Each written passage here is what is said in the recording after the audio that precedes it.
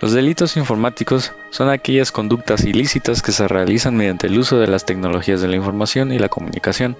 Estos afectan a la seguridad, la privacidad, la propiedad intelectual y el orden público, entre otros. Con la creciente expansión de las TICs, nos hemos visto vulnerables ante la aparición de nuevas brechas legales, creando la necesidad de que éstas sean atendidas. A continuación, un grupo de alumnos de la Facultad de Informática de la Universidad Autónoma de Querétaro les presentará algunas de las más comunes en nuestro entorno. Revelación de secretos y acceso ilícito a sistemas. El delito de descubrimiento y revelación de secretos engloba una serie de conductas castigables que tienen en común evitar que cierta información de la vida privada de una persona se dé a conocer sin su consentimiento. El artículo 211, versículo 1 del Código Penal Federal sanciona al que sin autorización modifique, destruye o provoque pérdida de información contenida en sistemas o equipos de informática protegidos por algún mecanismo de seguridad. Un ejemplo se da en las relaciones de pareja comúnmente, un matrimonio donde cada cónyuge no puede acceder a las comunicaciones y datos privados sin la respectiva autorización del otro. Otros casos comunes son el escuchar o grabar llamadas telefónicas ajenas, acceso a información confidencial en puestos de trabajo, secretos profesionales, sistemas informáticos, entre otros.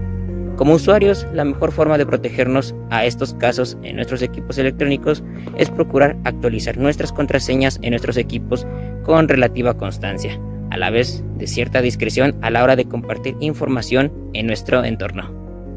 Acoso sexual informático.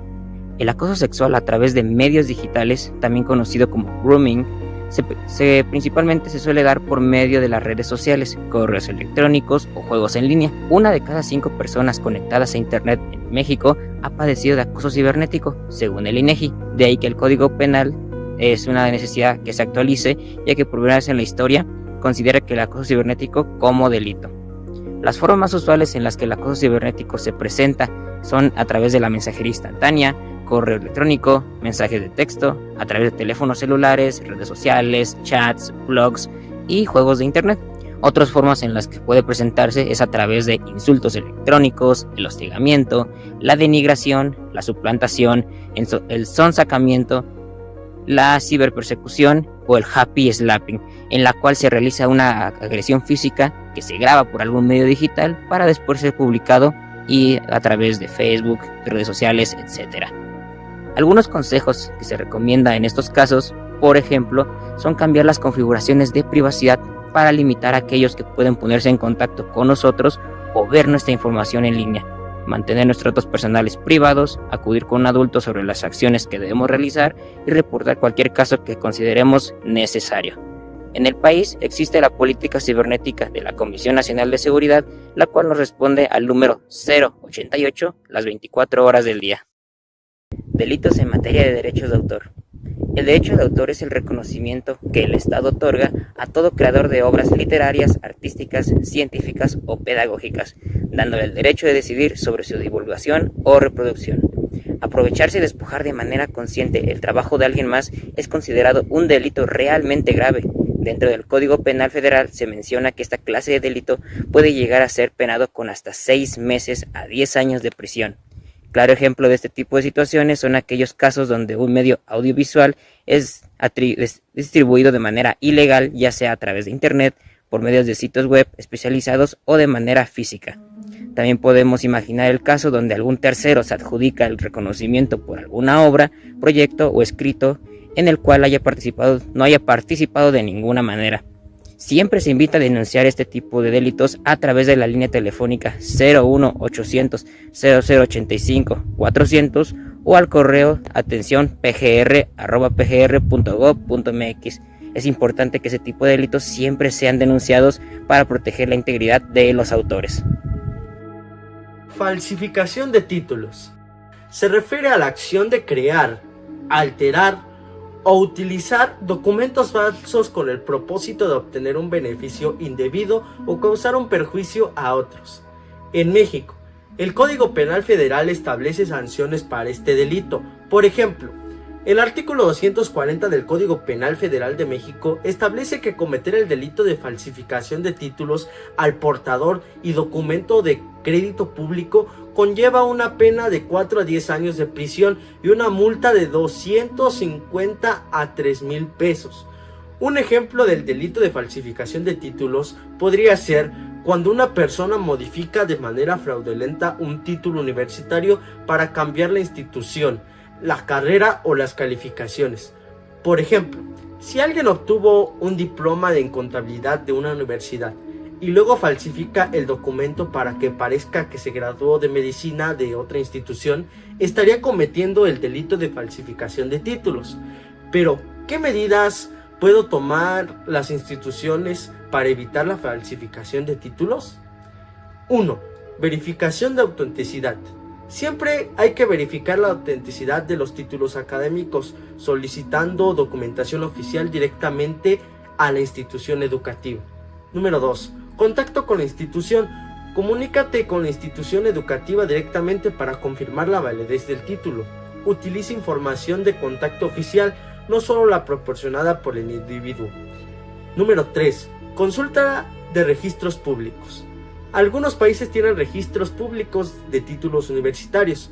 Verifica si puedes acceder a estos registros para confirmar que el título sea válido.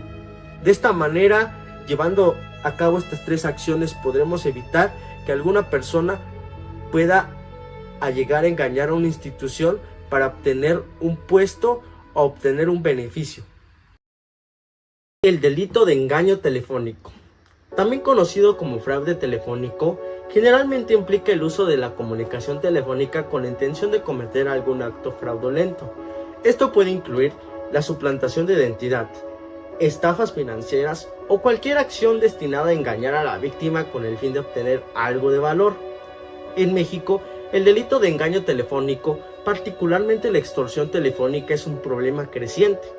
Al respecto, es necesario mencionar lo que dice el Código Penal para el Distrito Federal sobre este delito en su artículo 236, mismo que señala lo siguiente: al que obligue a otro a dar, hacer, dejar de hacer o tolerar algo, obteniendo un lucro para sí o para otro, causando a alguien un perjuicio patrimonial, se le impondrá de 5 a 10 años de prisión y de 1,000 a 2,000 unidades de medida y actualización. Entre los métodos de extorsión telefónica más empleados, tenemos que el delincuente obtiene información mediante engaños. Por ejemplo, se hace pasar como un pariente que viene del extranjero, darse a conocer como un empleado de alguna empresa que le hace saber a la víctima que ha sido acreedor a un premio, llamadas de supuestos integrantes de organizaciones criminales, amenazas de secuestro o muerte, entre otros. Para evitar esta situación es necesario cumplir con estas 3 recomendaciones.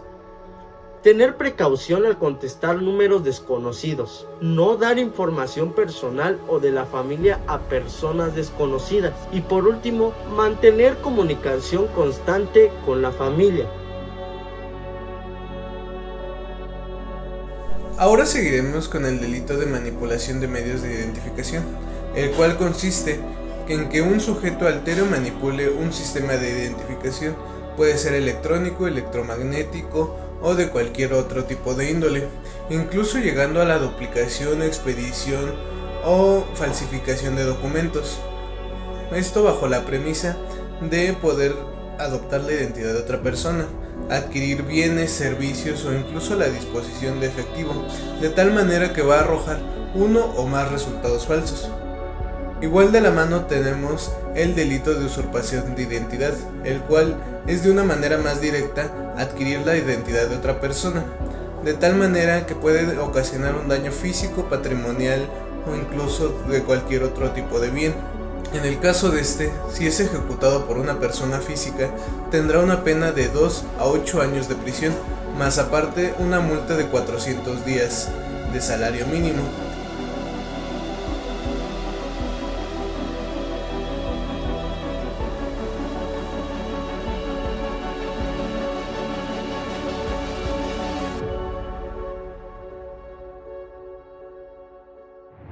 Finalmente nos despedimos recordándoles que debemos prepararnos y educarnos ante las nuevas crecientes amenazas que provienen de los ciberdelincuentes, que estas día a día crean más tácticas, nuevas estrategias y jamás van a descansar.